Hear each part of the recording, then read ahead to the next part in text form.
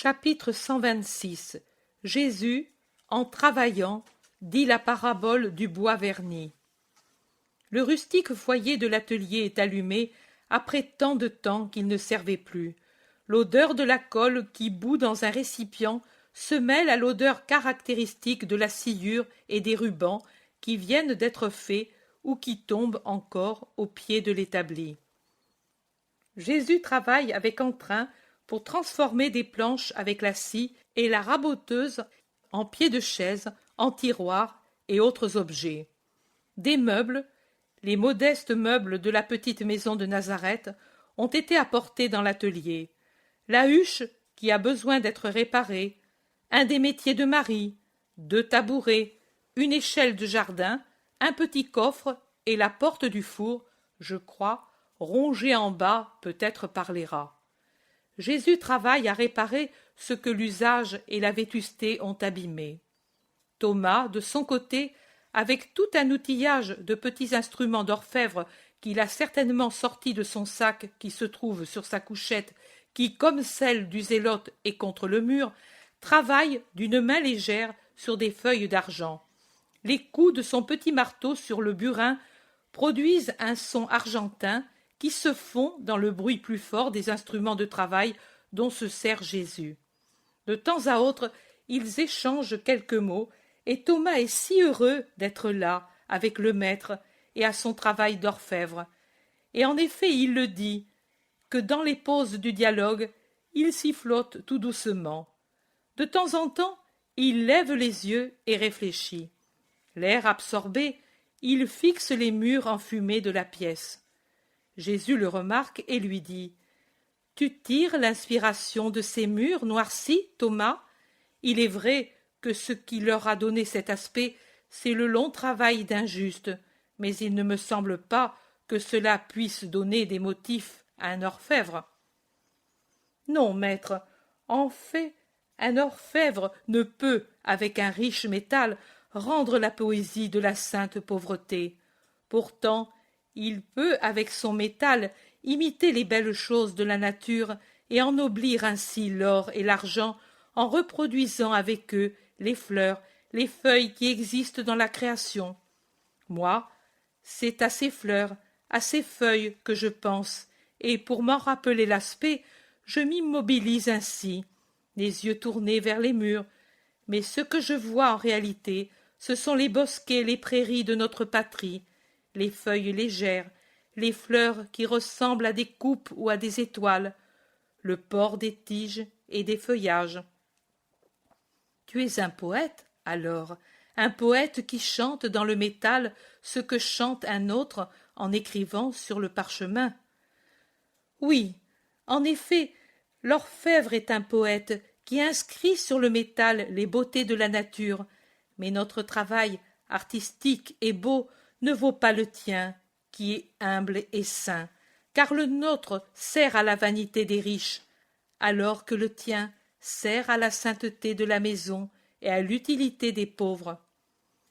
Tu parles bien, Thomas, dit le zélote, qui se montre sur le seuil qui donne sur le jardin, en vêtements courts, les manches retroussées, avec, par devant, un vieux tablier, et à la main, un pot de peinture. Jésus et Thomas se retournent pour le regarder en souriant, et Thomas répond « Oui, je dis bien, pourtant je veux que pour une fois le travail de l'orfèvre serve à orner une chose bonne, sainte. » Quoi ? Un secret. Il y a si longtemps que j'y pense, depuis que nous avons été à Rama, que je porte avec moi un petit outillage d'orfèvre en attendant ce moment. Et ton travail, Simon ? Oh, moi, je ne suis pas un parfait artiste comme toi, Thomas. C'est la première fois que je tiens un pinceau dans les mains et mes peintures sont imparfaites, bien que j'y mette toute ma bonne volonté. Aussi, j'ai commencé par les endroits les plus humbles, pour me faire la main, et je t'assure que ma maladresse a fait rire de bon cœur la fillette, mais j'en suis content. Elle renaît d'heure en heure à une vie sereine, et il faut cela pour effacer le passé et la rendre toute nouvelle pour toi, maître. Thomas dit Mais peut-être Valéria ne cédera pas. Oh, que veux-tu que cela lui importe de la voir ou non? Si elle l'a gardée, c'était pour ne pas la laisser perdue dans le monde, et sûrement ce serait bien que la fillette fût sauvée pour toujours, et en tout, pour l'esprit surtout. N'est-ce pas, maître? C'est vrai, il faut beaucoup prier pour cela. Cette créature est simple et réellement bonne, et, élevée dans la vérité, elle pourrait donner beaucoup. Elle tend instinctivement à la lumière. Thomas dit, bien sûr, elle n'a pas de réconfort sur la terre, et elle le cherche au ciel, la malheureuse. Moi, je crois que, quand ta bonne nouvelle pourra être annoncée par le monde, les premiers à l'accueillir et les plus nombreux seront justement les esclaves, ceux qui n'ont aucun réconfort humain, et se réfugieront dans tes promesses pour le trouver. Et je dis que s'il me revient justement l'honneur de t'annoncer, j'aurai un amour spécial pour ces malheureux. Et tu feras bien, Thomas, dit Jésus. Oui, mais comment les approcheras-tu? Oh, je serai orfèvre pour les dames et maître pour leurs esclaves. Un orfèvre entre dans les maisons des riches où leurs serviteurs viennent dans sa maison. Et je travaillerai, deux métaux, ceux de la terre pour les riches et ceux de l'esprit pour les esclaves. Que Dieu te bénisse pour tes projets, Thomas. Persévère dans cette intention. Oui, maître.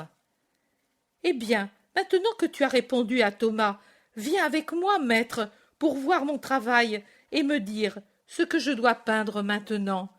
Des choses humbles encore, car je suis un garçon très incapable. Allons, Simon. Et Jésus pose ses outils et sort avec le zélote.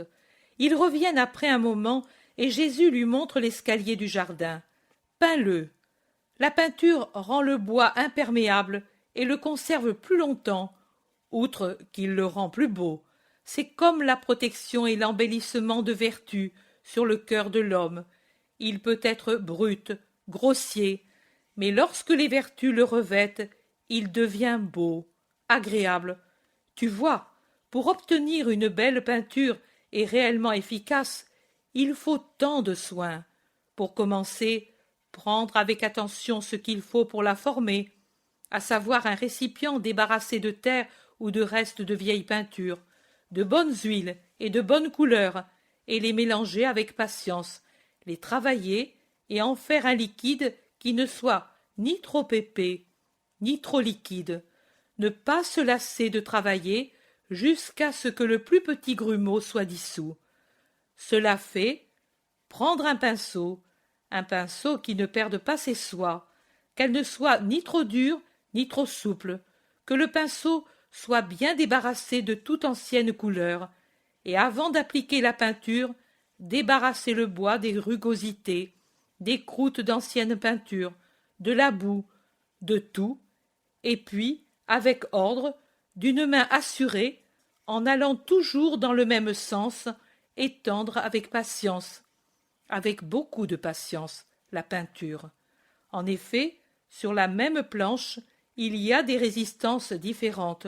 Sur les nœuds, par exemple, la peinture reste plus lisse, c'est vrai, mais sur eux, la peinture se fixe mal, car le bois la repousse. Par contre, sur les parties molles du bois, la peinture se fixe tout de suite, mais généralement, les parties molles sont moins lisses et alors il peut se former des boursouflures ou des rainures. Voilà alors que l'on doit réparer en appliquant soigneusement la main pour étendre la couleur. Et puis il y a dans les vieux meubles des parties neuves comme cette marche par exemple, et pour ne pas faire voir que le pauvre escalier est rapiécé mais très vieux, il faut faire en sorte que la marche neuve soit pareille aux anciennes. Voilà, ainsi. Jésus, qui est penché au pied de l'escalier, parle tout en travaillant. Thomas, qui a quitté ses burins pour venir voir de près, demande « Pourquoi as-tu commencé par le bas plutôt que par le haut? Ne valait-il pas mieux faire le contraire ?» Cela semblerait préférable, mais ne l'est pas. En effet, le bas est plus abîmé et amené à s'abîmer en reposant sur la terre. Il faut donc qu'il soit travaillé plusieurs fois, une première couche, puis une seconde, puis une troisième s'il est besoin. Et pour ne pas rester à rien faire pendant que le bas sèche, pour qu'il puisse recevoir une nouvelle couche, peindre pendant ce temps le haut, puis le milieu de l'escalier. Mais en le faisant, on peut tacher ses vêtements et abîmer les parties déjà peintes. Avec de l'adresse, on ne se tache pas et on n'abîme rien. Tu vois, on fait ainsi. On serre ses vêtements et on se tient à l'écart. Ce n'est pas par dégoût de la peinture, mais pour ne pas abîmer la peinture qui est délicate parce que fraîchement appliquée. Et Jésus, les bras levés, peint maintenant le haut de l'escalier. Calier, calier, calier. Et Jésus continue à parler. On agit ainsi avec les âmes. J'ai dit, au début, que la peinture est comme l'embellissement des vertus sur le cœur humain. Elle embellit et préserve le bois des vers, de la pluie, du soleil. Malheur au maître de maison qui ne s'occupe pas des objets peints et les laisse périr. Quand on voit que le bois perd sa peinture, il ne faut pas perdre de temps et en mettre de nouveau, rafraîchir la peinture. Les vertus aussi, d'un premier élan vers la justice, peuvent périr ou disparaître complètement si le maître de maison ne veille pas. La chair et l'esprit, mis à nu, exposés aux intempéries et aux parasites, c'est-à-dire aux passions et à la dissipation, peuvent être attaqués, perdre le revêtement qui les rendait beaux, finir par n'être plus bons que pour le feu. Ainsi que ce soit en nous ou en ceux que nous aimons comme nos disciples, quand on remarque que se dégradent, se délavent les vertus qui servent à défendre notre moi, il faut tout de suite y parer par un travail assidu, patient, jusqu'à la fin de la vie, pour pouvoir s'endormir dans la mort avec une chair et un esprit dignes de la résurrection glorieuse. Pour que les vertus soient vraies, bonnes, commencez avec une intention pure, courageuse, qui enlève tout déchet, toute souillure, et s'appliquer à ne pas laisser d'imperfection dans la formation à la vertu, et ensuite prendre une attitude ni trop dure, ni trop indulgente, car l'intransigeance et l'indulgence excessive sont nuisibles. Et le pinceau, la volonté, qu'elle soit nette de toute tendance humaine préexistante, qui pourrait veiner la teinte spirituelle par des rayures matérielles, et se préparer soi-même ou préparer les autres par des opérations opportunes, fatigantes. Il est vrai, mais nécessaires, pour purifier le vieux moi de toute l'ancienne lèpre, afin qu'il soit pur, pour recevoir la vertu. On ne peut en effet mélanger le vieux et le nouveau. Puis, commencer le travail, avec ordre, avec réflexion, ne pas sauter d'un endroit à l'autre sans un motif sérieux, ne pas aller un peu dans un sens, un peu dans un autre. On se fatiguerait moins, c'est vrai, mais la peinture serait irrégulière. C'est ce qui arrive dans les âmes désordonnées. Elles présentent des endroits qui sont parfaits, puis, à côté, voilà des déformations, des couleurs différentes. Insistez sur les endroits qui prennent mal la peinture, sur les nœuds, défaut de la matière ou des passions déréglées, mortifiées, oui, par la volonté semblable à une raboteuse qui les a péniblement lissés, mais qui reste pour faire résistance comme un nœud amputé, mais pas détruit. Et ils trompent quelquefois, parce qu'ils paraissent bien couverts de vertu, alors qu'il n'y a qu'une mince couche qui a vite fait de tomber. Attention aux nœuds des concupiscences, faites en sorte qu'ils soient recouverts à plusieurs reprises par la vertu, pour qu'ils ne ressortent pas en souillant le nouveau moi. Et sur les parties molles, celles qui prennent facilement la peinture, mais la reçoivent capricieusement avec des boursouflures et des rayures.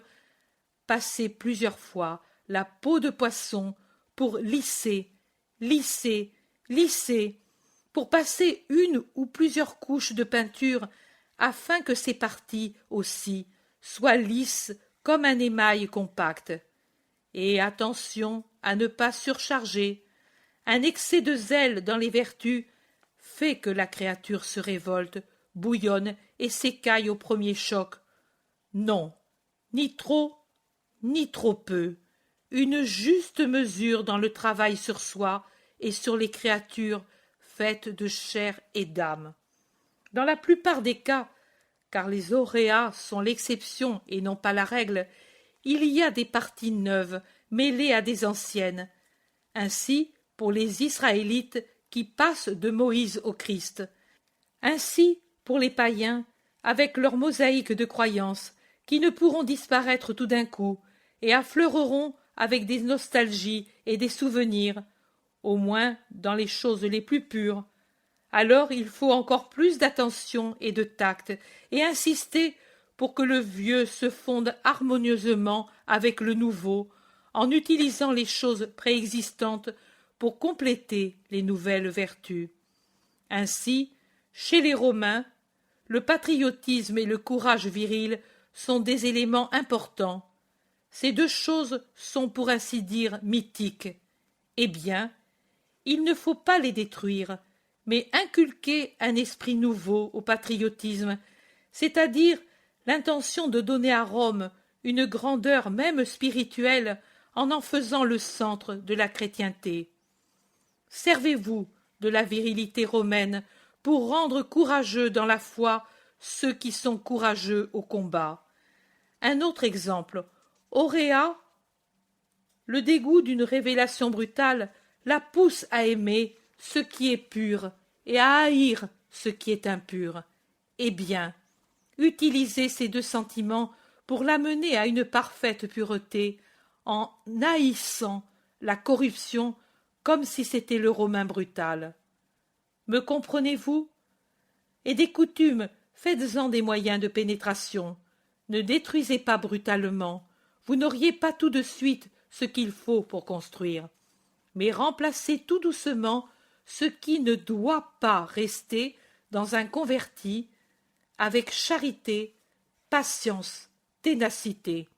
Et puisque la matière domine surtout chez les païens, même convertis, et qu'ils resteront toujours en relation avec ce milieu où ils doivent vivre, insistez beaucoup sur la fuite des plaisirs sensuels. C'est par les sens que pénètre aussi le reste. Vous, surveillez les sensations exaspérées chez les païens, et avouons-le, très vives aussi parmi nous. Et quand vous voyez que le contact avec le monde effrite la peinture protectrice, ne continuez pas de peindre le haut, mais revenez au bas pour maintenir en équilibre l'esprit et la chair, le haut et le bas.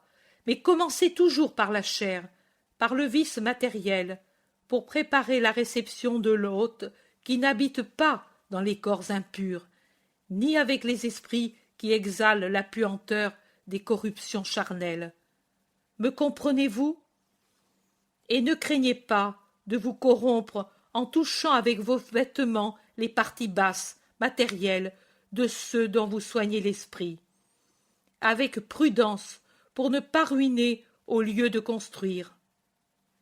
Vivez dans votre moi, nourri de Dieu, enveloppé par les vertus. Allez-y avec délicatesse, surtout quand vous devez vous occuper du moi spirituel très sensible d'autrui. Et certainement, vous réussirez à faire, même des êtres les plus méprisables, des êtres dignes du ciel. Dignes du ciel. Dignes du ciel. Le zélote dit « Quelle belle parabole tu nous as dite! Je veux l'écrire pour Margiam. »« Et pour moi, qu'il faut faire toute belle pour le Seigneur, » dit lentement, en cherchant les mots, Auréa, qui depuis un moment est, les pieds nus, debout sur le seuil du jardin. « Oh, Auréa, tu nous écoutais ?» demande Jésus. Je t'écoutais, c'est si beau. Ai-je mal fait? Non, fillette, il y a longtemps que tu es ici. Non, et je le regrette, car je ne sais pas ce que tu as dit avant. Ta mère m'a envoyé te dire que c'est bientôt l'heure du repas. On va défourner le pain. J'ai appris à le faire, moi, comme c'est beau, et j'ai appris à blanchir la toile, et sur le pain et la toile, ta mère m'a fait 2 autres paraboles. Ah oui? Que t'a-t-elle dit? Que je suis comme une farine qui est encore sur le blutoir, mais que ta bonté m'épure, que ta grâce me travaille, et que ton apostolat me forme, que ton amour me cuit, et que, de farine grossière mélangée à tant de sons, je finirai, si je me laisse travailler par toi, par être une farine d'hostie, farine et pain de sacrifice, bon pour l'autel. Et sur la toile qui était sombre, huileuse, rêche, et qui, après tant d'herbes borites, saponaires, et tant de coups de mortification, était devenue propre et souple, maintenant le soleil enverra ses rayons, et elle deviendra blanche. Et elle dit que c'est ainsi que le soleil de Dieu fera de moi, si je reste toujours sous le soleil, et si j'accepte les lavages, et aussi les mortifications, pour devenir digne du roi des rois, de toi, mon Seigneur. Que de belles choses j'apprends. Il me semble que je rêve. Beau, beau, beau. Tout est beau ici. Ne m'envoie pas ailleurs, Seigneur. N'irais-tu pas volontiers avec Myrtha et Noémie? Je préférerais ici. Mais pourtant, même avec elles, mais pas avec les Romains. Non, non, Seigneur. Prie, fillette, dit Jésus en mettant sa main sur les cheveux couleur de miel blond. As-tu appris la prière? Oh oui, qu'il est beau de dire mon Père et de penser au ciel, mais la volonté de Dieu me fait un peu peur, parce que je ne sais pas si Dieu veut ce que moi je veux. Dieu veut ton bien. Oui, tu le dis. Alors je n'ai plus peur. Je sens que je resterai en Israël pour connaître de plus en plus ce Père qui est mien, et à être la première disciple de Gaulle. Ô mon Seigneur! Ta foi sera exaucée parce qu'elle est bonne. Allons. Et ils sortent tous pour se laver au bassin sous la source, alors qu'Auréa rejoint en courant Marie, et l'on entend les 2 voix féminines, la voix de Marie qui s'exprime avec une parfaite aisance, celle incertaine de l'autre qui cherche ses mots, puis des rires pétillants pour quelque erreur de langage que Marie corrige doucement. Thomas observe.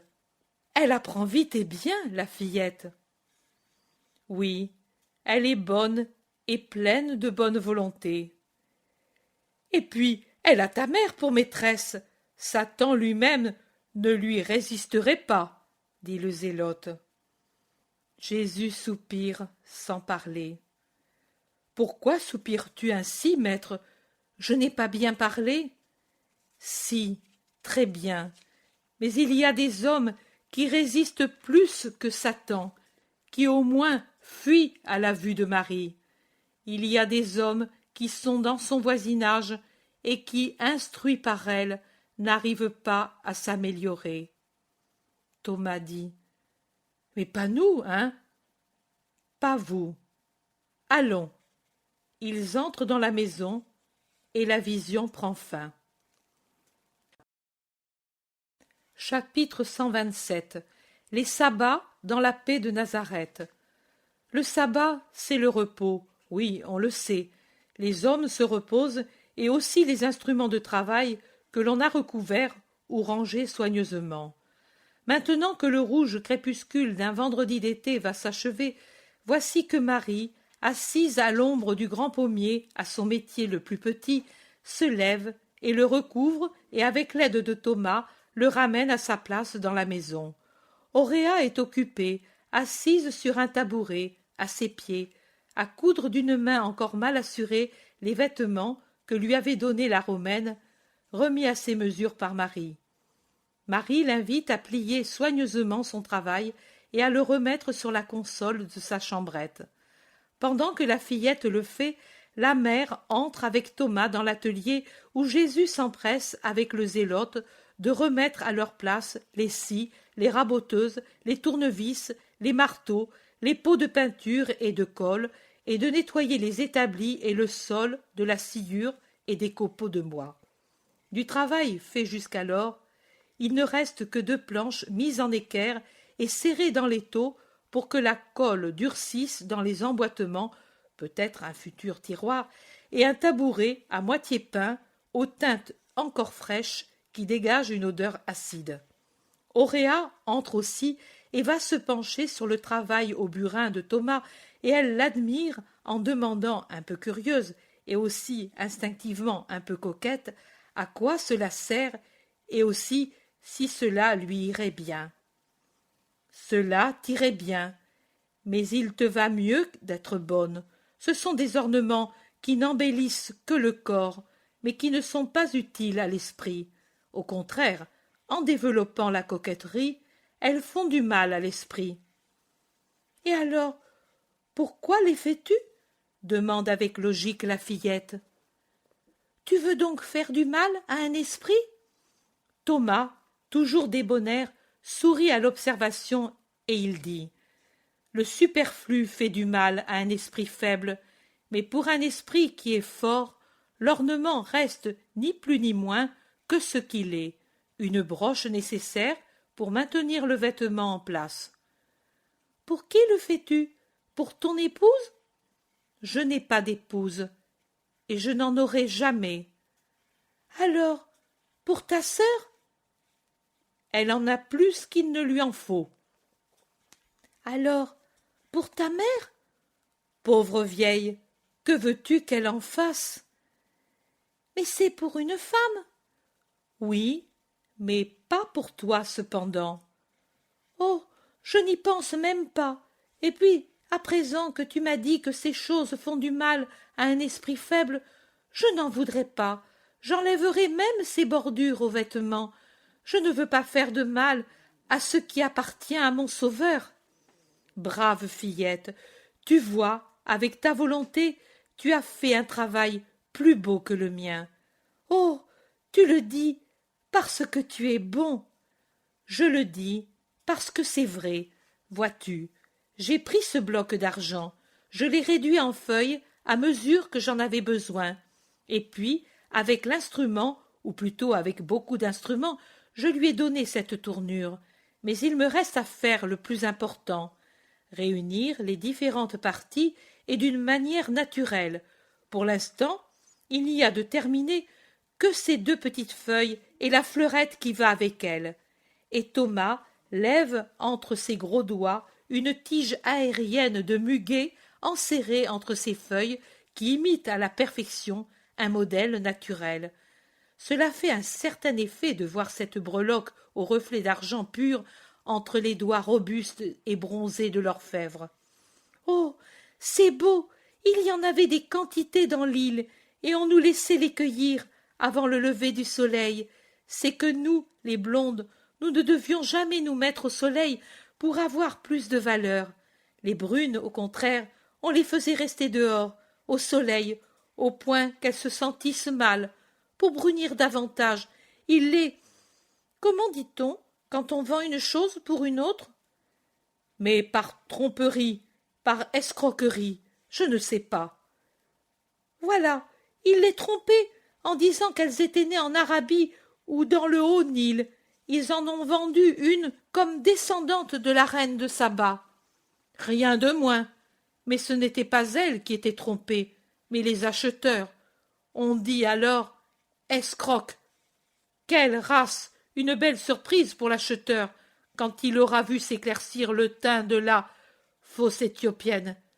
Mais tu entends, maître, que de choses que nous ignorons. J'entends, mais le plus triste, ce n'est pas l'escroquerie, c'est le sort de ces fillettes. C'est vrai, des âmes profanées pour toujours perdues. Non, Dieu peut toujours intervenir. Pour moi il l'a fait, tu m'as sauvée, dit Auréa en tournant vers le Seigneur un regard clair, serein. Et elle ajoute, et je suis si heureuse. Et ne pouvant aller embrasser Jésus, elle va passer son bras autour du cou de Marie, en penchant sa tête blonde sur l'épaule de la Vierge dans un acte de confiant amour. Les deux têtes blondes se détachent avec leurs nuances différentes contre le mur obscur. Un groupe très doux. Mais Marie pense au souper. Elles se séparent et s'en vont. « On peut entrer ?» dit à la porte de la pièce qui donne sur la rue la voix un peu rauque de Pierre. « Simon ? Ouvrez !»« Simon ? Il n'a pas su rester loin d'ici, » dit Thomas, pendant qu'en riant, il court ouvrir. « Simon, c'était à prévoir, » dit en souriant le zélote. Mais ce n'est pas seulement le visage de Pierre qui s'encadre dans la porte. Il y a tous les apôtres du lac, tous, sauf Barthélemy et l'Iscariote. Et avec eux, il y a également Jude et Jacques d'Alphée. Paix à vous. Mais pourquoi êtes-vous venus par cette chaleur? Parce que nous ne pouvions plus rester au loin. Cela fait 2 semaines et demie, sais-tu? Tu comprends? 2 semaines et demie que nous ne te voyons plus. Et Pierre semble dire 2 siècles, c'est énorme. Mais je vous avais dit d'attendre Judas à chaque sabbat. Oui, mais aux 2 sabbats, il n'est pas venu. Et le 3e, c'est nous qui venons. Là-bas est resté Nathanaël, qui ne va pas trop bien, et il recevra Judas s'il vient, mais il ne va sûrement pas venir. En passant par Tibériade avant de nous rejoindre pour aller vers le grand Hermon, Benjamin et Daniel nous ont dit l'avoir vu à Tibériade, et... Bon, je t'en parlerai après, dit Pierre, qui s'est arrêté de parler parce que son frère lui tire son vêtement. C'est bien, tu me diras, mais pourtant, vous désiriez tant vous reposer, et maintenant que vous le pouvez, vous faites ces courses? Quand êtes-vous partis? Hier soir, avec un lac qui était un miroir. Nous avons débarqué à Tariché pour éviter Tibériade, pour ne pas rencontrer Judas. Pourquoi? Parce que, maître, nous voulions jouir de toi en paix. Vous êtes égoïste? Non. Lui, il a ses joies, mais je ne sais pas qui lui donne tant d'argent pour en jouir avec. Oui, j'ai compris, André, mais ne tire plus si fort mon habit. Je n'ai que celui-là, tu le sais. Veux-tu me faire repartir en guenilles? André rougit. Les autres rient. Jésus sourit. Bien, nous sommes descendus à Tariché aussi parce que, voilà, ne me fais pas de reproches. Ce sera la chaleur. Ce sera que, loin de toi, je deviens mauvais. Ce sera que penser que lui s'est séparé de toi pour s'unir à... En somme, cesse de me tirer la manche. Tu vois que je sais m'arrêter à temps. Donc, maître, ce sera pour tant de choses. Moi, je ne voulais pas pécher, et si j'avais vu Judas, je péchais. Et alors, je me suis dirigé vers Tariché, et à l'aube, nous nous sommes mis en route. Êtes-vous passé par Cana? Non, nous ne voulions pas allonger le chemin, mais malgré cela, il a été quand même très long. Et le poisson s'en allait. Nous l'avons donné dans une maison pour nous abriter pendant quelques heures les plus chaudes, et nous sommes partis après l'heure de nonne au milieu de l'heure suivante. Un vrai four. Vous pouviez vous épargner tout cela. Moi, je n'aurais pas tardé de venir. Quand? Après que le soleil serait sorti du lion. Et il te semble que l'on pouvait rester si longtemps sans toi?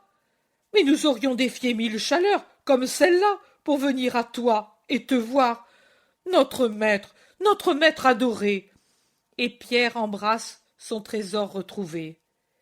Et pensez que quand nous sommes ensemble, vous ne faites que vous plaindre du temps, de la longueur du chemin. Parce que nous sommes sots, parce que, quand on est ensemble, on ne se rend pas bien compte de ce que tu es pour nous. Mais nous voici ici. Nous avons déjà une place, qui chez Marie d'Alphée, qui chez Simon d'Alphée, qui chez Ismaël, qui chez Azer, qui chez Alphée, tout près d'ici. Maintenant on se repose, et demain soir on repart plus content. Thomas dit: au dernier sabbat, nous avons eu Myrtha et Noémie venues pour revoir la fillette. Tu vois que l'on vient ici dès que l'on peut. Oui, Pierre. Et vous, qu'avez-vous fait pendant ce temps-là? Pêcher, verni les barques, réparer les filets. À présent, Marc-Jam sort souvent avec les garçons, ce qui fait diminuer les reproches de ma belle-mère contre le paresseux qui fait mourir de faim sa femme après même lui avoir amené un bâtard. Et penser que Porphyrée n'a jamais été aussi bien que maintenant qu'elle a Marc-Jam pour le cœur et pour tout le reste. Les brebis de 3 sont devenues 5, et bientôt il y en aura davantage. Ce n'est pas peu utile pour une petite famille comme la nôtre, et Marc-Jam, avec la pêche, supplée à ce que je ne fais plus que bien rarement. Mais cette femme a une langue de vipère, bien que sa fille en ait une de colombe. Mais toi aussi, tu as travaillé, je vois. Oui, Simon, nous avons travaillé, tous, mes frères dans leur maison, moi avec eux dans la mienne, pour faire plaisir à nos mères et les faire reposer. Eh bien, nous aussi, disent les fils de Zébédée. Et moi, mon épouse, en travaillant aux ruches et aux vignes, dit Philippe. Et toi, Matthieu? Moi, je n'ai personne à qui faire plaisir, et alors je me suis fait plaisir à moi-même en écrivant les choses dont il me plaît davantage de me souvenir. Le zélote dit: oh, alors nous te dirons la parabole du vernis. C'est moi qui l'ai provoquée, qui suis un peintre très inexpérimenté. Mais tu as eu vite appris le métier. Regardez comme il a bien lissé ce siège, dit le Thaddée.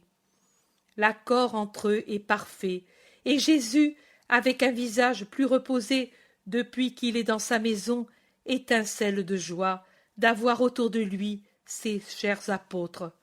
Auréa entre, et elle reste toute surprise sur le seuil. Oh, la voilà, mais regarde comme elle est bien, vraiment, elle semble une petite Israélite avec ce vêtement.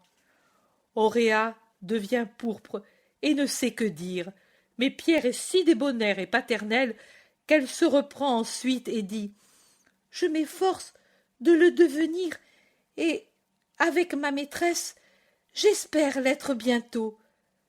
Maître, je vais dire à ta mère qu'ils sont ici. Et elle se retire de suite. Le zélote déclare: c'est une bonne fillette. Oui, je voudrais qu'elle reste pour nous d'Israël. Barthélemy a perdu une bonne occasion et une joie en la repoussant, dit Thomas. Barthélemy est très attaché aux formules, dit Philippe pour l'excuser.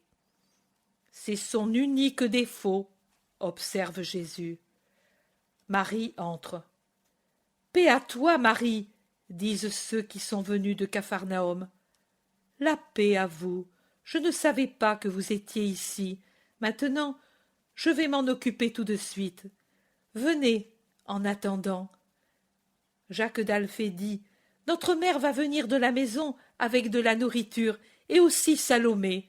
Ne te préoccupe pas, Marie. Allons au jardin. Le vent du soir se lève, et l'on est bien, dit Jésus. Et ils entrent dans le jardin, en s'asseyant çà et là, en conversant fraternellement, pendant que les colombes roucoulent en se disputant le dernier repas qu'Auréa répand sur le sol. Puis on arrose les parterres fleuris ou simplement garnis des légumes nécessaires à l'homme.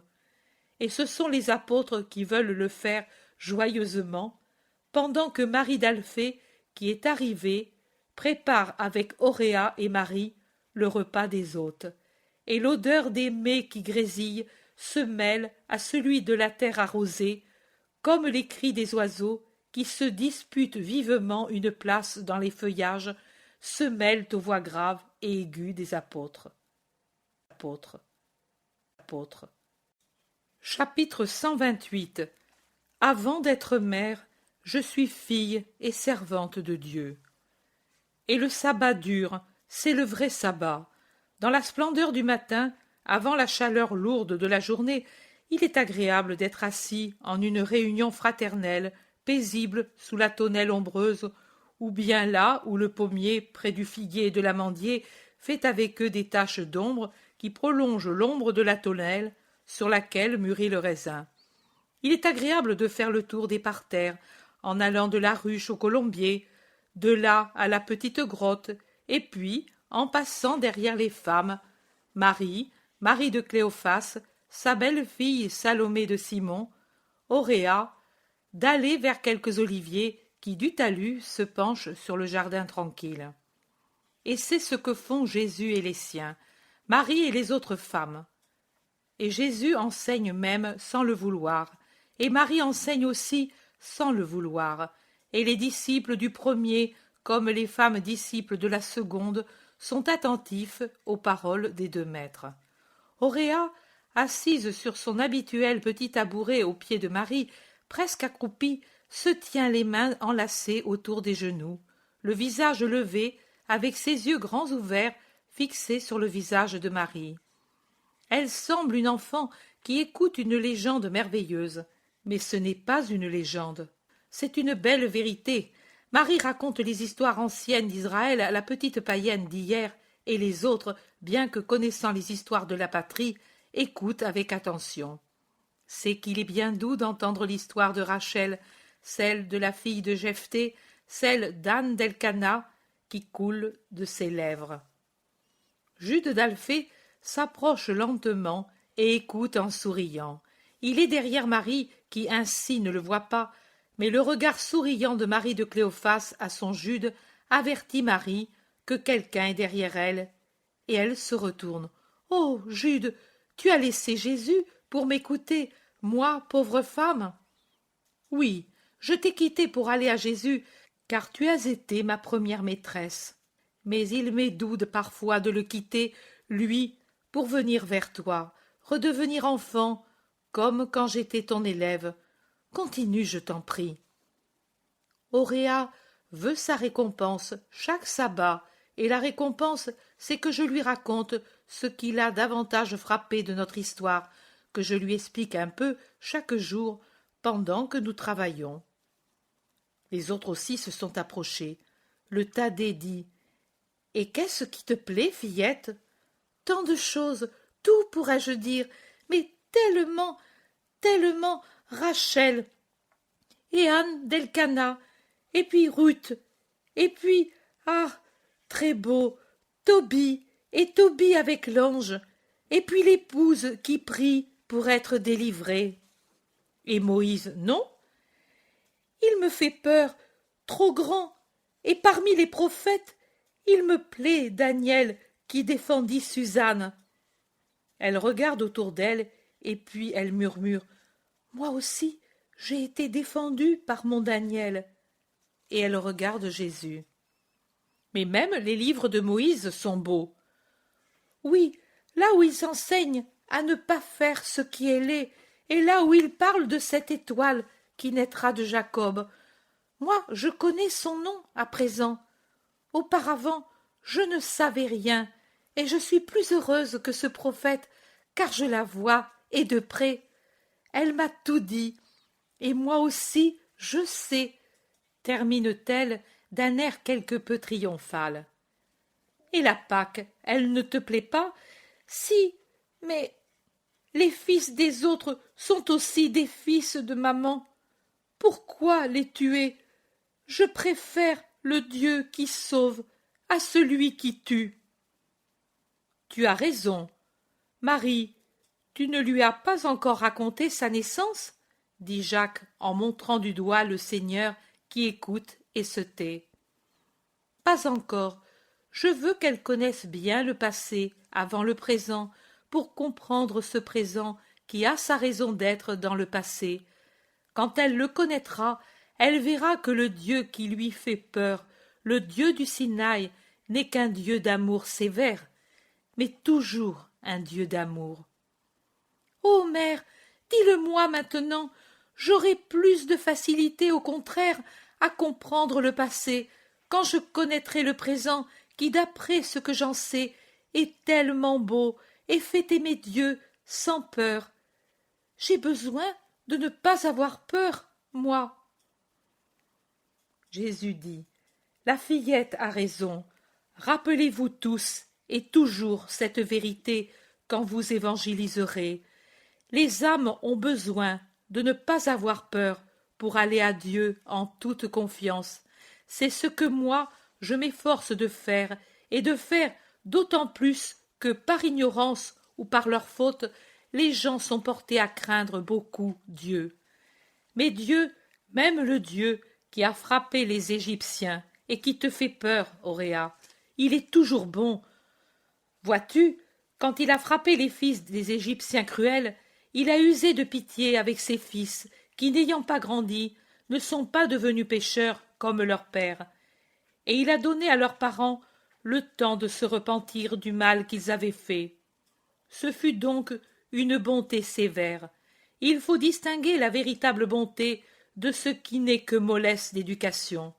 Ce fut la même chose alors que j'étais un petit enfant et qu'un grand nombre de bébés furent tués sur le sein de leur mère, et le monde poussa un cri d'horreur. Mais quand le temps ne sera plus pour chaque personne ou pour l'humanité tout entière une première et une seconde fois, vous comprendrez que, heureux, bénis en Israël, dans l'Israël des temps du Christ, furent ceux qui, ayant été exterminés dans leur enfance, ont été préservés du plus grand péché, celui d'être complices de la mort du Sauveur. Jésus! Crie Marie d'Alphée en se levant épouvantée, regardant tout autour d'elle, comme si elle craignait de voir surgir les déicides de derrière les haies et les troncs des arbres du jardin. Jésus! Répète-t-elle en le regardant affligée. Et quoi? Tu ne connais peut-être pas les Écritures pour être si étonnée de ce que je dis? Lui demande Jésus. Mais ce n'est pas possible. Tu ne dois pas le permettre. Ta mère, elle est salvatrice comme moi, et elle le sait. Regarde-la et imite-la. Marie est en effet austère, royale dans sa pâleur profonde et immobile. Elle croise les mains sur son sein, comme pour la prière, la tête droite, le regard perdu dans le vide. Dans le vide. Dans le vide. Marie d'Alphée la regarde, puis se tournant de nouveau vers Jésus. Mais tu ne dois tout de même pas le dire, cet avenir horrible. Tu lui plonges une épée dans le cœur. Il y a 32 ans qu'elle y est, cette épée. Non, ce n'est pas possible. Marie, toujours si sereine, Marie. Demande-le lui, si tu ne crois pas ce que je dis. Oui, je le demande. Est-ce vrai, Marie? Tu sais? Et Marie, d'une voix blanche mais ferme, dit: C'est vrai, il avait 40 jours, et cela me fut dit par un saint.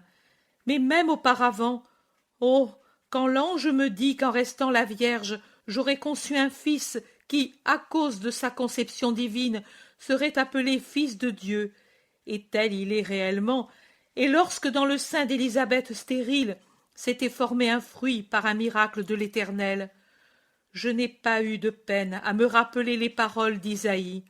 Voici que la Vierge concevra un fils qui sera appelé l'Emmanuel.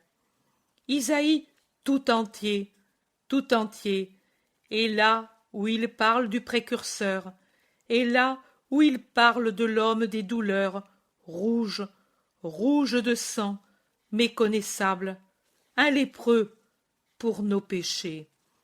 L'épée est dans mon cœur depuis lors, et tout a servi à l'enfoncer davantage.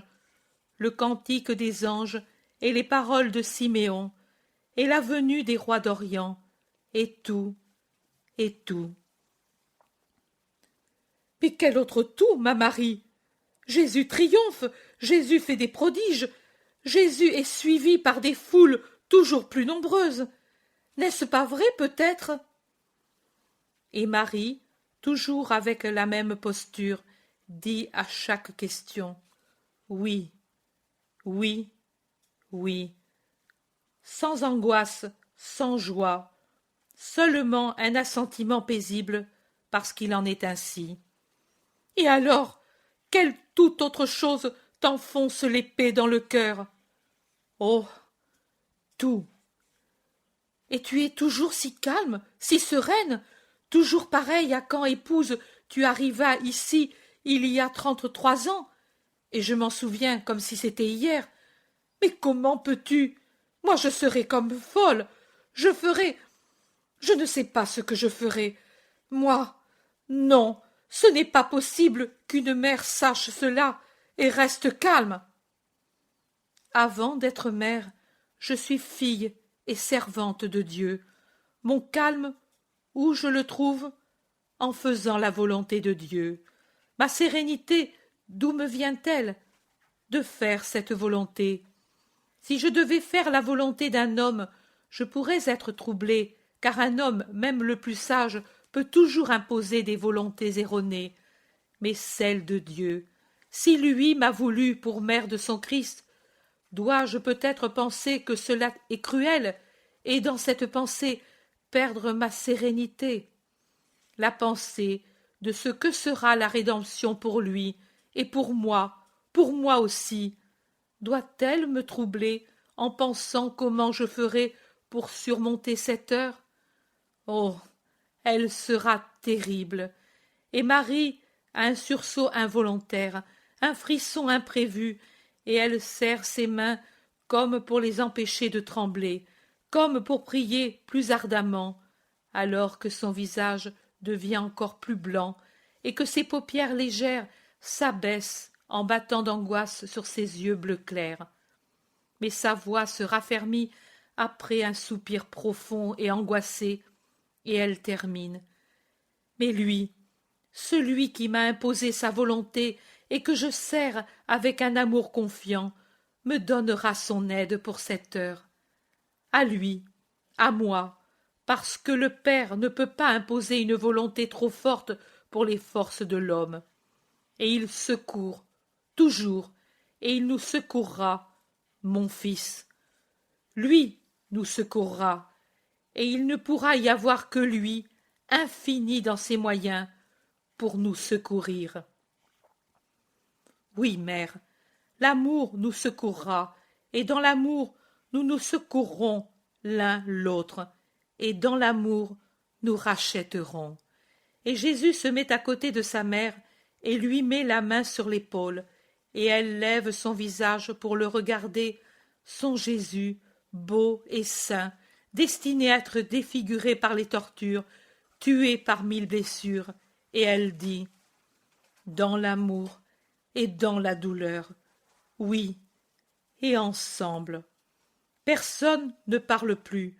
En cercle autour des deux principaux protagonistes de la future tragédie du Golgotha, apôtres et femmes disciples ressemblent à des statues pensives. Sur son tabouret, Auréa est pétrifiée, mais elle est la première à se secouer et, sans se lever, elle glisse à genoux et se trouve ainsi tout à fait contre Marie. Elle lui embrasse les genoux et penche sa tête sur son sein en disant: pour moi aussi tout cela, combien je coûte et combien je vous aime pour ce que je vous coûte. Ô mère de mon Dieu, bénis-moi pour que le prix que je vous coûte ne reste pas sans fruit. Oui, ma fille, ne crains pas, Dieu t'aidera toi aussi si tu acceptes toujours sa volonté. Elle caresse ses cheveux et ses joues qu'elle sent mouillées par les larmes. Ne pleure pas, du Christ tu as connu pour commencer le sort douloureux, la fin de sa mission d'homme. Il n'est pas juste qu'ayant connu cela, tu ignores la première heure de sa vie dans le monde. Écoute, il plaira à tous de sortir de la contemplation amère, ténébreuse, en évoquant l'heure toute lumière, toute chant, toute hosanna de sa naissance. Écoute.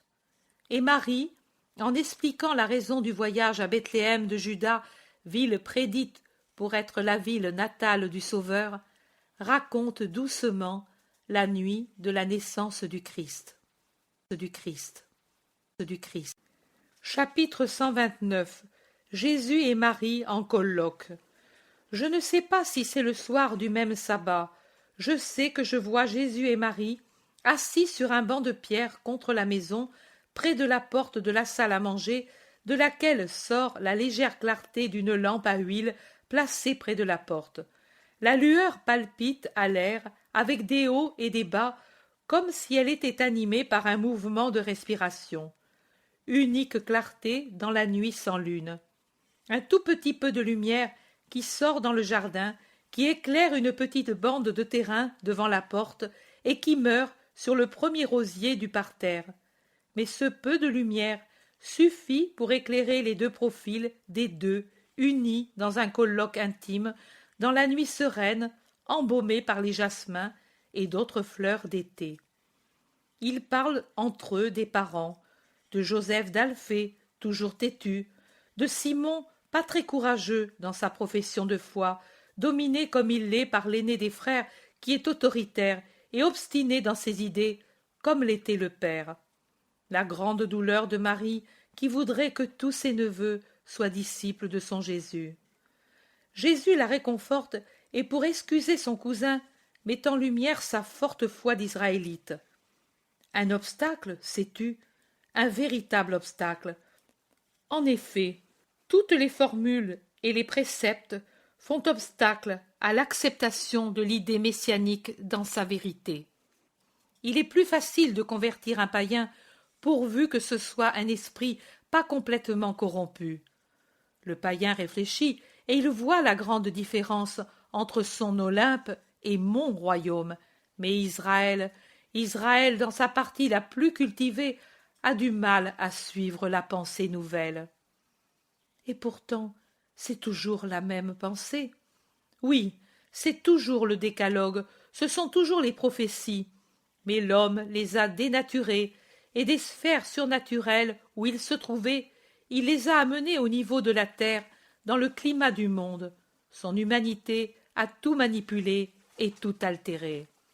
Le Messie, roi spirituel du grand royaume qui s'appelle royaume d'Israël, parce que le Messie naît du trône d'Israël, mais qu'il est plus juste de nommer royaume du Christ, parce que le Christ centralise ce qu'il y a et ce qu'il y a eu de meilleur en Israël, et l'élève à sa perfection de Dieu homme. Le Messie, pour eux, ne peut être l'homme doux, pauvre, qui n'aspire pas au pouvoir et à la richesse, qui obéit à ceux qui nous dominent par suite d'un châtiment divin, parce que l'obéissance est sainteté quand elle n'infirme pas la grande loi. À cause de cela, on peut dire que leur foi travaille contre la vraie foi. De ces gens entêtés et qui sont convaincus d'être justes, il y en a tant, dans toute classe, et même parmi les parents et les apôtres. Crois, ô mère, que leur aveuglement pour croire à ma passion vient de cela. C'est l'origine de leur erreur d'appréciation, et aussi leur répugnance obstinée à apprécier les gentils, les idolâtres, en regardant non pas l'homme, mais l'esprit de l'homme, cet esprit qui a une seule origine et auquel Dieu voudrait donner un seul destin, le ciel. Tu vois, Barthélemy, c'est un exemple. Il est très bon, sage, prêt à tout pour me donner honneur et réconfort. Mais devant, je ne dis pas une Aglaé ni une Syntycha, qui est déjà une fleur en comparaison de la pauvre Aglaé que seule la pénitence fait fleurir hors de la boue, mais pas même devant une fillette, une pauvre fillette dont le sort provoque la pitié et dont la pudeur instinctive attire l'admiration. Même devant cela, son dégoût pour les gentils ne tombe pas, et même mon exemple ne le convainc pas, ni mon affirmation que c'est pour tous que je suis venu. Tu as raison, et même, justement, Barthélemy et Judas de Kériote, les plus instruits, ou au moins le docte Barthélemy et Judas de Kériote, dont je ne sais pas au juste à quelle classe il peut se rattacher, mais dont on peut dire qu'il est imbu, saturé de l'air du temple, ce sont ceux qui résistent le plus.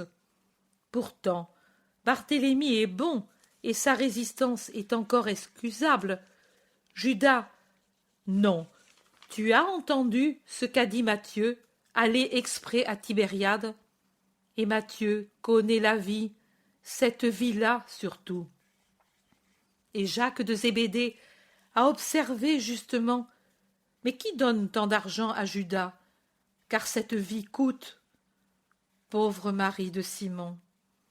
Jésus fait avec les mains son geste pour dire « c'est ainsi », et il soupire. Puis il dit « as-tu entendu? Les Romaines sont à Tibériade.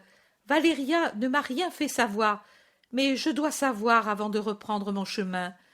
Je veux t'avoir avec moi à Capharnaüm quelque temps, maman. Puis tu reviendras ici.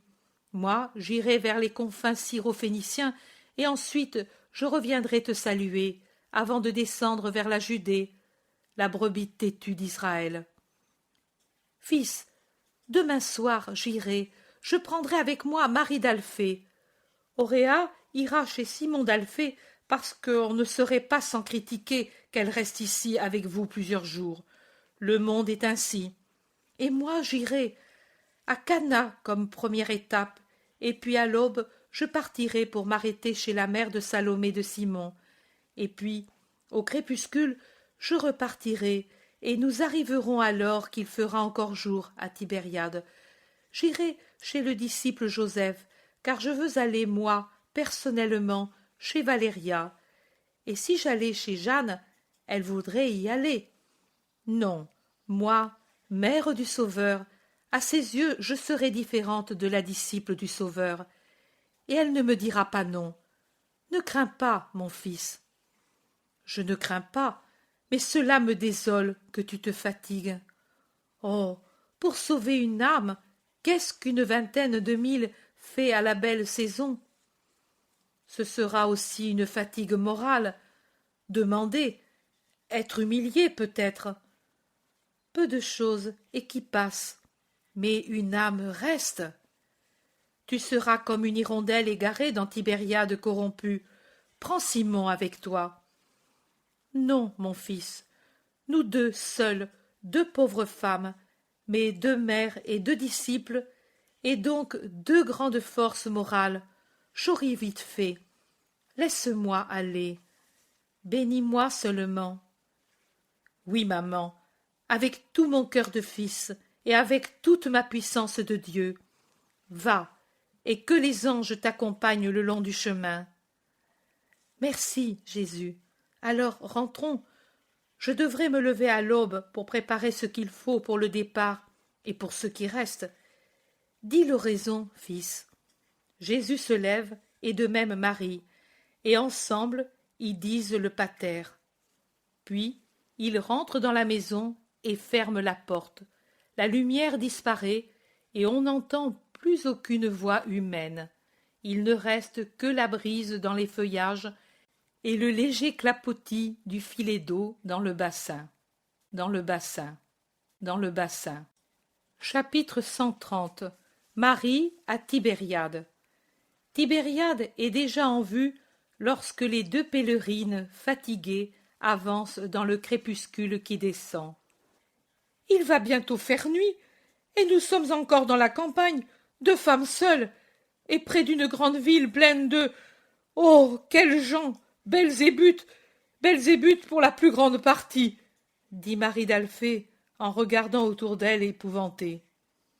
Ne crains pas, Marie, Belzébuth ne nous fera pas de mal, il ne fait du mal qu'à ceux qui l'accueillent dans leur cœur. Mais ces païens l'ont. À Tibériade, il n'y a pas seulement des païens, et parmi eux, il y a des justes. Quoi? Quoi? Ils n'ont pas notre Dieu. Marie ne réplique pas, car elle comprend que c'est inutile. Sa brave belle-sœur n'est que l'une des si nombreux Israélites qui croient qu'elles sont seules à posséder la vertu, parce qu'Israélites. Un silence où l'on entend seulement le bruit des sandales qui chaussent des pieds fatigués et poussiéreux. Il valait mieux faire la route habituelle, celle-là nous la connaissions. Elle est fréquentée par les gens. Celle-ci, au milieu des jardins, solitaire, inconnue. J'ai peur, voilà. Mais non, Marie, regarde, la ville est là, à 2 pas. Ici, ce sont les jardins tranquilles des cultivateurs de Tibériade, et ici, la rive à 2 pas. Veux-tu que nous allions sur la rive? Nous trouverons des pêcheurs. Il n'y a qu'à traverser ces jardins. Non, non, nous nous éloignons de nouveau de la ville, et puis, les bateliers sont presque tous grecs, crétois, arabes, égyptiens, romains. Et il semble qu'elle nomme autant de classes de l'enfer. Marie très sainte ne peut s'empêcher de sourire à l'ombre de son voile. Elles avancent. La route devient une avenue aussi, plus d'ombre que jamais. Et plus de peur que jamais pour Marie d'Alphée qui invoque Yahvé à chacun des pas de plus en plus lents qu'elle fait. Allons, courage, dépêche-toi si tu as peur, dit Marie pour l'encourager, et qui, à chaque invocation, a répondu Maran Hata. Mais Marie d'Alphée s'arrête tout à fait et elle demande Mais pourquoi as-tu voulu venir ici? Peut-être pour parler à l'Iscariote? Non, Marie, ou du moins, pas précisément pour cela. Je suis venue pour parler à la romaine Valéria. Miséricorde! Nous allons chez elle? Ah non, Marie, ne le fais pas. Moi, je ne vais pas t'y accompagner. Mais que vas-tu y faire? Chez ces anathèmes. Marie très sainte n'a plus son doux sourire. Elle prend une expression sérieuse et elle demande Et tu ne te rappelles pas qu'il faut sauver Auréa? Mon fils a commencé sa libération. Moi, je vais l'achever. C'est ainsi que tu pratiques l'amour envers les âmes? Mais elle n'est pas d'Israël. En vérité, tu n'as pas encore compris un mot de la bonne nouvelle. Tu es une disciple très imparfaite. Tu ne travailles pas pour ton maître, et tu me donnes tant de douleur. Marie d'Alphée baisse la tête, mais son cœur, plein des préventions d'Israël, mais naturellement bon, prend le dessus. Dans un sanglot, elle embrasse Marie et lui dit « Pardonne-moi, pardonne-moi, ne me dis pas que je te donne de la douleur et que je ne sers pas mon Jésus. Oui, oui, je suis très imparfaite, je mérite le reproche, mais je ne le ferai plus. Je viens, même en l'enfer, si tu y vas arracher une âme pour la donner à Jésus. Donne-moi un baiser, Marie, pour dire que tu me pardonnes. » Marie l'embrasse, et elles reprennent la route, agiles, réanimées par l'amour. Les voilà à Tibériade, du côté du petit port des pêcheurs. Elles cherchent la maisonnette de Joseph, le batelier disciple. Elles la trouvent, elles frappent. « La mère de mon maître! Entre, ô femme, et que Dieu soit avec toi et avec moi qui te donne l'hospitalité. Entre toi aussi, et que la paix soit avec toi, mère des apôtres. » Elles entrent, alors que la femme et la toute jeune fille du batelier accourent pour les saluer, suivies d'une nichée d'enfants plus petits. La nourriture frugale est vite prise, et Marie de Cléophas, fatiguée, se retire avec les enfants de la maison. Reste sur la terrasse élevée de laquelle on voit le lac, on l'entend plutôt qu'on ne le voit, car il n'y a pas encore de lune, qui bat le rivage, reste donc Marie très sainte, le batelier et sa femme, qui s'efforcent de tenir compagnie, mais qui somnolent en réalité, en dodelinant de la tête. « Elle est fatiguée, » dit Joseph pour l'excuser. « La malheureuse, les maîtresses de maison sont toujours lasses le soir. »« Oui, elles travaillent, elles ne sont pas comme celles qui se prennent du bon temps, » dit avec mépris le batelier, en montrant des barques illuminées qui se détachent de la rive au milieu des chants et de la musique. C'est maintenant qu'elles sortent, elles, c'est maintenant que commence pour elles la fatigue, quand dorment les personnes comme il faut, et elles font tort aux travailleurs, car elles vont soi-disant pêcher dans les meilleurs endroits, en nous obligeant à fuir, nous qui tirons du lac le pain pour la famille. Qui est-ce? Des Romaines et leurs pareilles, et parmi elles comte Hérodiade, son impudique fille, et aussi d'autres femmes d'Israël, car des Marie de Magdala, nous en avons beaucoup. Je parle de Marie avant son repentir. Ce sont des malheureuses. Malheureuses? C'est nous qui sommes malheureux, nous qui ne les lapidons pas pour purifier Israël de celles qui sont corrompues et qui nous apportent les malédictions de Dieu. Dieu. Dieu. Pendant ce temps, d'autres barques se détachent et le lac rougit des lumières des barques des jouisseurs. Tu sens cette odeur de résine? Ils s'enivrent avec la fumée pour commencer, puis ils font le reste au cours des banquets. Ils sont capables d'aller aux sources chaudes de l'autre rive. Dans ces termes, ce sont des choses infernales qui y arrivent. Ils reviendront à l'aube, à l'aurore, peut-être plus tard, ivres, entassés les uns sur les autres comme des sacs, hommes et femmes, et les esclaves les porteront à l'intérieur de leur maison pour que passe l'orgie. Justement, toutes les belles barques sortent ce soir. Regarde, regarde, mais j'ai plus de colère contre les Juifs qui s'y trouvent que contre eux. Eux, on le sait, animaux sans vergogne. Mais nous, femmes, tu le sais qu'il y a ici Judas l'apôtre? Je le sais. Il ne donne pas le bon exemple, sais-tu? Pourquoi? Il va avec ces gens? Non, mais de mauvais compagnons et une femme. Moi, je ne l'ai pas vue. Aucun de nous ne l'a vue en cette compagnie. Mais des pharisiens nous ont raillés en nous disant « Votre apôtre a changé de maître. Maintenant il a une femme, et il se trouve en bonne compagnie avec des publicains. » Ne porte pas de jugement, Joseph, d'après ce que tu as seulement entendu dire. Tu sais que les pharisiens ne vous aiment pas, et qu'ils ne louent pas non plus le maître. C'est vrai, mais le bruit court, et cela fait du tort. Comme il est né, il tombera. Toi, ne pèche pas contre ton frère. Où loge-t-il? Le sais-tu? Oui, chez un ami, je crois, quelqu'un qui a un commerce de vin et d'épices, le 3e magasin à l'est du marché, après la fontaine. Toutes les Romaines sont-elles pareilles? Oh, à peu près. Même si elles ne se font pas voir, elles font le mal. Quelles sont celles qui ne se font pas voir? Celles qui sont venues chez Lazare à Pâques. Elles sont plus à l'écart. Je veux dire qu'elles ne vont pas toujours au banquet, mais elles y vont pourtant toujours suffisamment pour que l'on puisse dire qu'elles sont impures.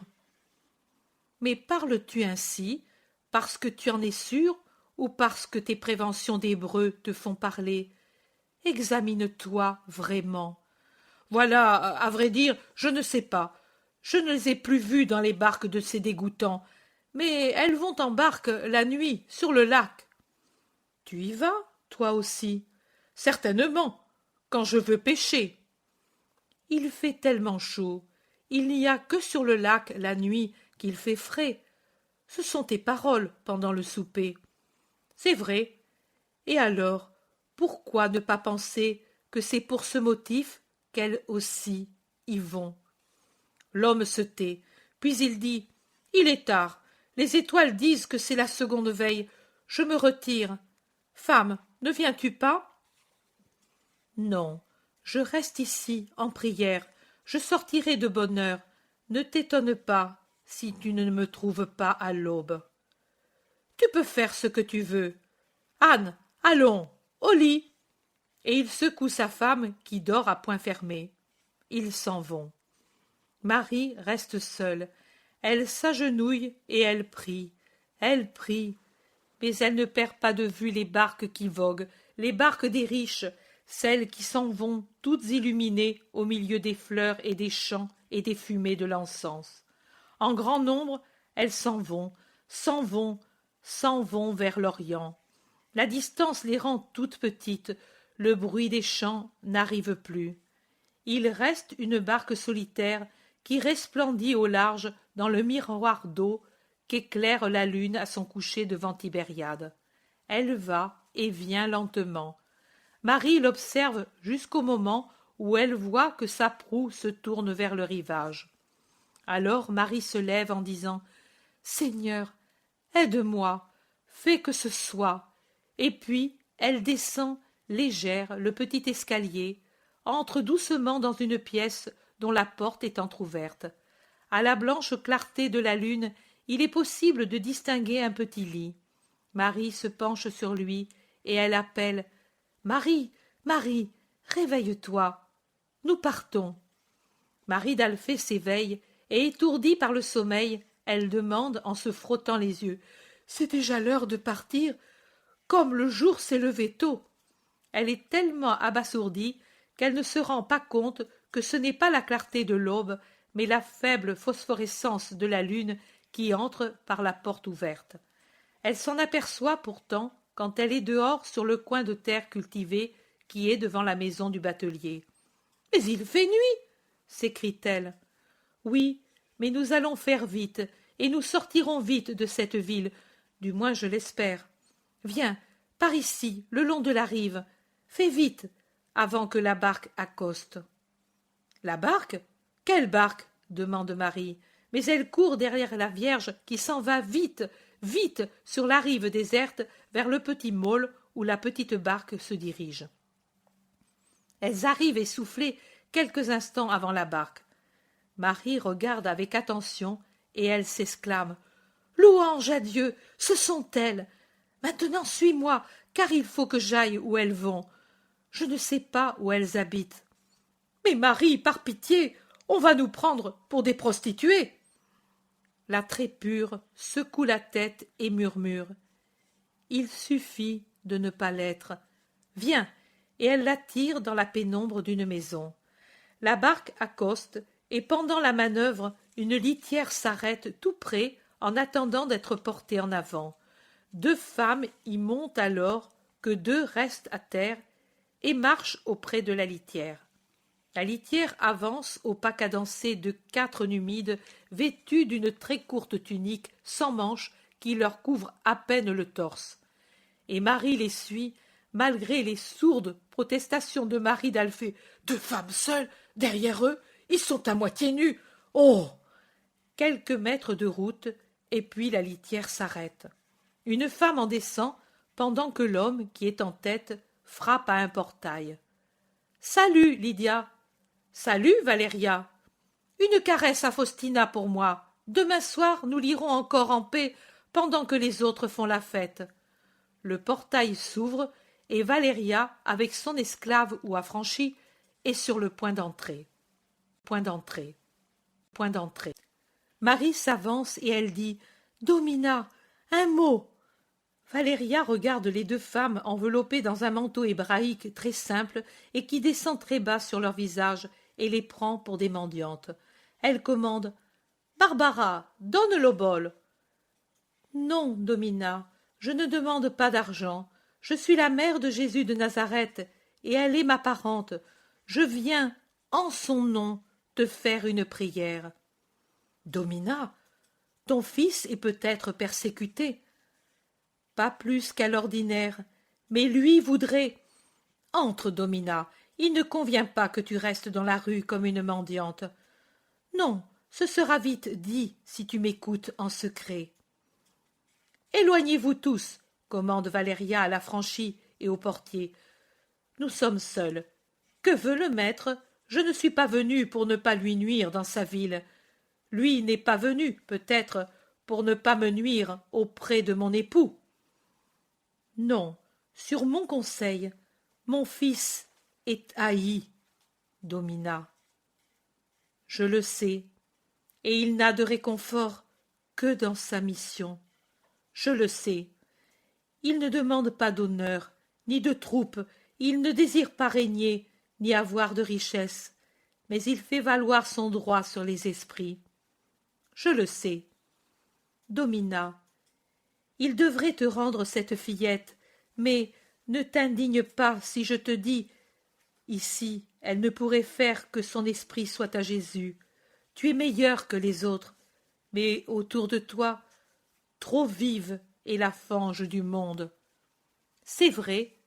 Eh bien, tu es mère. Mon fils a des sentiments de père pour tous les esprits. Permettrais-tu que ta petite grandisse parmi ceux qui peuvent la ruiner? Non, et j'ai compris. Eh bien, dis à ton fils ces mots. En souvenir de Faustina, dont tu as sauvé la chair, Valéria te laisse Auréa pour que tu sauves son esprit. C'est vrai, nous sommes trop corrompus pour donner confiance à un saint. Domina, prie pour moi. Et elle se retire rapidement avant que Marie puisse la remercier. Elle se retire, dirais-je, en pleurant. Marie d'Alphée est pétrifiée. Allons, Marie, nous partirons à la nuit, et demain soir, nous serons à Nazareth. Allons, elle l'a cédé comme une chose. Pour eux, c'est une chose. Pour nous, c'est une âme. Viens, regarde, déjà le ciel commence à blanchir. Là, au fond, on peut dire qu'il n'y a pas de nuit ce mois-ci. Elles s'en vont par la route qui n'est plus dans la pénombre et qui s'ouvre devant elles, au lieu de suivre le chemin de la rive, une route qui est en arrière d'une rangée de maisons modestes. Quand elles en sont à la moitié, d'un coin débouche Judas, visiblement aviné, un Judas qui revient de qui sait quel festin, dépeigné, le vêtement froissé, le visage barbouillé. Judas, toi, dans cet état.